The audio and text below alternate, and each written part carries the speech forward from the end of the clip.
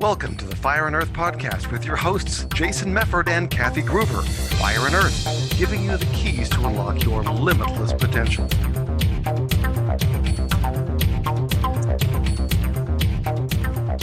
Welcome to another episode of the Fire and Earth podcast. I'm your co-host, Jason Mefford. Are you sure? Okay. I don't know. I was wondering. You just sort of went away there for a second. I'm Kathy Groover, and we have a very important question. Probably the most important question you're going to ask yourself, well, this week. How many times did you swear today? I wasn't keeping track of it, but Well, if it's only been with me so far, it's been 2 for you. Oh, that's all? Yeah. Okay. I'm up to 7. I know. Well, I know because I know when we started, because we usually kind of batch record episodes. Obviously, those of you that are watching us on video can tell because we're wearing the same clothes from week to week sometimes. But yeah, because we had both first gotten up and neither one of us had actually said any dirty words until we start recording. Yeah, that was incorrect for me because I was talking about a board meeting and I probably dropped a couple F-bombs. So yeah, I'm up to maybe a dozen. God, a dozen. It's only 8:30. Boy. Okay. But it's an interesting question, right? Because I think, obviously people that have been listening to us, they know that we use different language, right? And there's a lot of times people have some very, big views on that, right? Like, oh, you can't say certain words and still be professional at work or professional in whatever. And it's interesting because the older I've gotten and the less I give a fuck what other people think, the more I'm just saying what actually comes to my mind, right? Yeah. So it's interesting because, yeah, to dig into a little bit more, what's your kind of take on it? Because I wanted to kind of go back to another area too, but I wanted to kind of get what you're thinking too. I think the societal acceptance of swearing is different. Like it used to be, if we were sitting in a restaurant and you heard someone swear, it was like,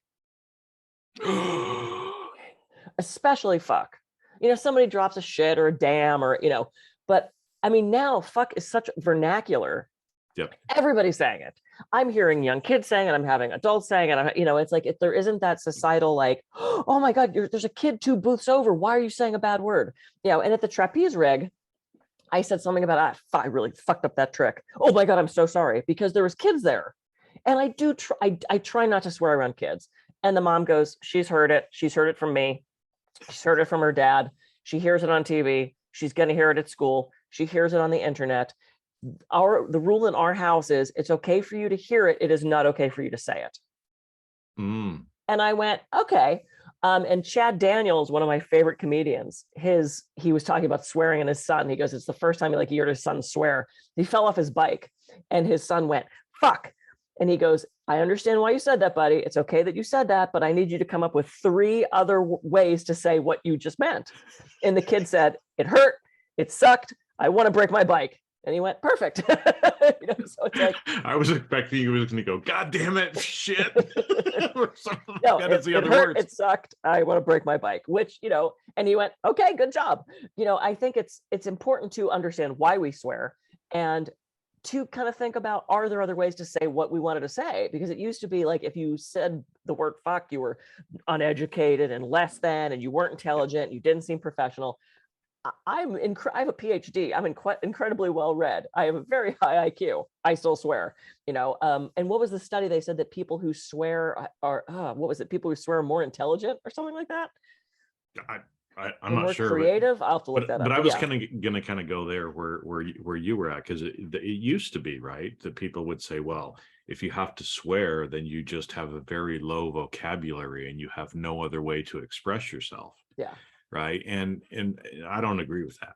Right. Yeah. Because one of the things that I can't remember who it was, but one of our fellow professional speakers, I remember him saying, he's like, why would I exclude certain words from my vocabulary when I'm speaking that can have such a huge impact? Right. Right. I mean, a properly placed fuck or bullshit can have a huge emotional impact on what it is that you're saying. Now, you know, like you said, I mean, up until, I don't know, 10, 15 years ago, it wasn't as accepted, right? Uh-uh. Unless you were from New York, what the fuck you doing? Hey, welcome to fucking New York, Or Australia. or, Yeah. yeah. I mean, there were certain places where it was just more prevalent, and it becomes a noun, a verb, an adjective, and an adverb, right?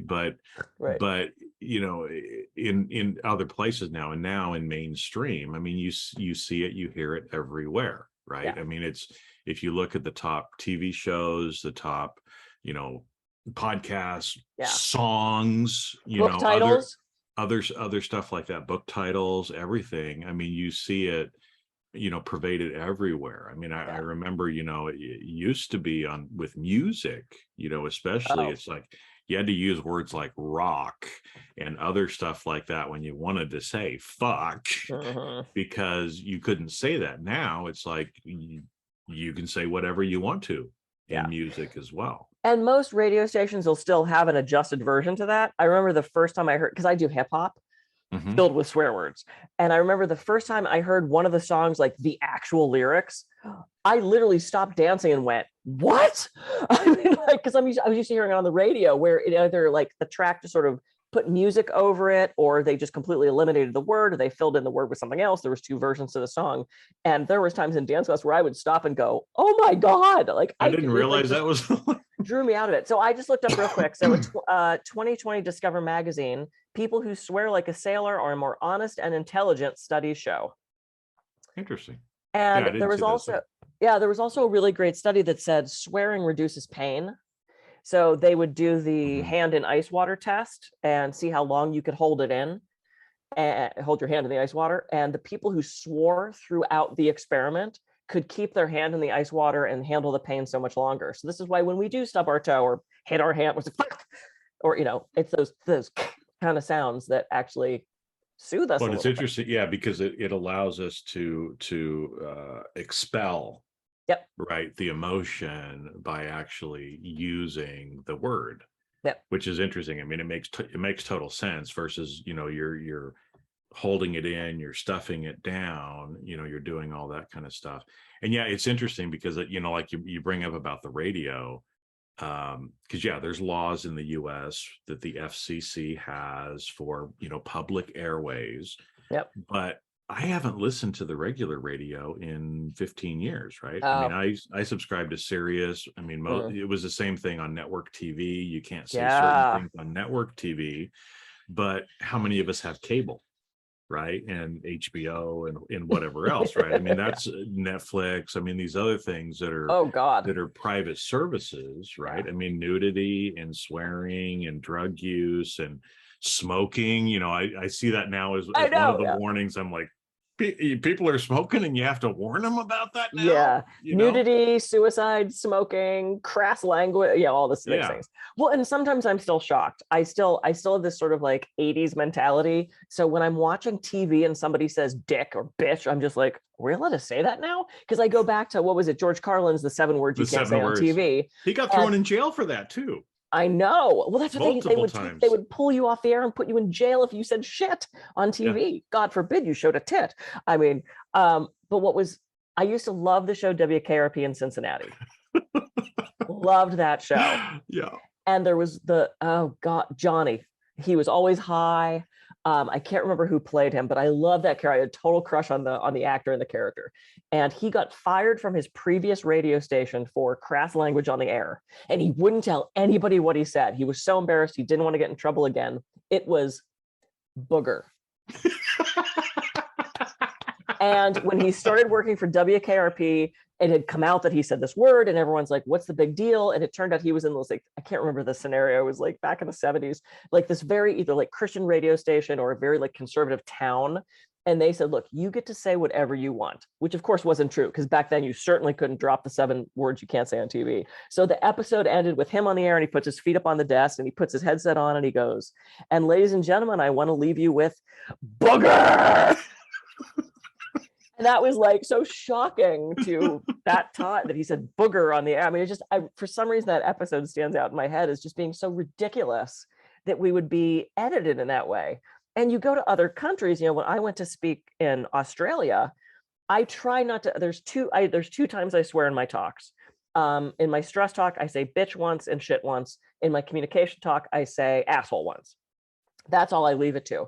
And I get to Australia, and it was early in my speaking career. And of course, Australia, the word cunt is just like, that's everybody says that. Australia Look, and the UK, it's just a very common word. Now, in this country, that's still not an accepted one. But in those two countries, when we had Carl Smith on, he even said cunt on the air. He was very happy he could say that with us. So the last thing I did in Australia on my 11-day trip was my talk. I did all my sightseeing first. And I get to the thing, I'm talking to a bunch of psychologists, and I said, I typically give the disclaimer during my talk that I swear. But since I heard a 4-year-old say cunt yesterday, I guess I'm okay saying shit with you guys. And everybody started laughing. Know your audience. Also, if you're a speaker or if you're giving meetings, know your audience. You don't want to offend people, especially if it's just egregious for no good reason. The reason I say those 3 swear words is because they go with the story. If I don't say those words, it doesn't work. But I try to be aware of my audience. I'm not going to say that in front of a bunch of 7th graders. Yeah, but I think, like you said, for the most part, because to me, a lot of it comes back to kind of the censorship side of it, right? Yeah. And I hate censorship. And I don't think anybody should be censored in anything that they say. Now, I can understand in some of the public spaces. Well, I mean, people are, I think, are free to say there's consequences for what they might say. I'm just thinking more about hateful language or violent inciting language. I mean, we're in the midst of the January 6th hearings right now. So, maybe there's certain things we shouldn't say. But I get what you're saying. I'm torn on the... Yeah, there's certain things that we shouldn't say. But having the dialogue, having respectful dialogue. Yes. Right, is different in how it is. And so, I actually see it as a good thing that we are more open about, I agree, and saying a lot of the things like this, because it always bothered me, like even with the books, right? And I can understand because it's in a public space, they've got to put the little symbols and things like that in some of the stuff, but I've just never, it's like, don't say gosh darn it. It's like, if you want to say God damn it, then say God damn it. Don't say gosh darn it. Someone said that to me the other day. Gosh darn it, there's some errors in my message. And I was like, that's adorable. Or they say, frick, or shucks, or it's like, we know what you're saying. Yeah, just say the real word if you want to say the real word. It's okay now. Right. Because we know what you're saying. Yeah. Well, it's a respect thing. And, I think still some of the older generation, like there's guys that I'll be talking to at the castle or at the hypnotherapy conference. No, not there. Never mind. So guys at the castle are out in public where, you'll hear them swearing amongst themselves. But when I get into the circle of conversation, the language changes because they don't want to offend me as a woman, which I appreciate. And then once they recognize you can pretty much say whatever you want in front of me. Or I've had clients go, oh, that fucker. Oh my God, I'm so sorry. I'm like, I'm from Pittsburgh. You can say fucker. I mean, it's like, it's okay. My mom had a potty mouth. My dad, I very rarely, if ever, heard him swear. Oh, really? I would have figured it would have been the other way around. My dad swore telling jokes, but other than that, he really didn't swear. My mother was, she'd walk around the house. Oh, shit was her word. Or damn it. Oh, damn it. But it was like kind of cute when she swore. She never said fuck. I never heard her say fuck.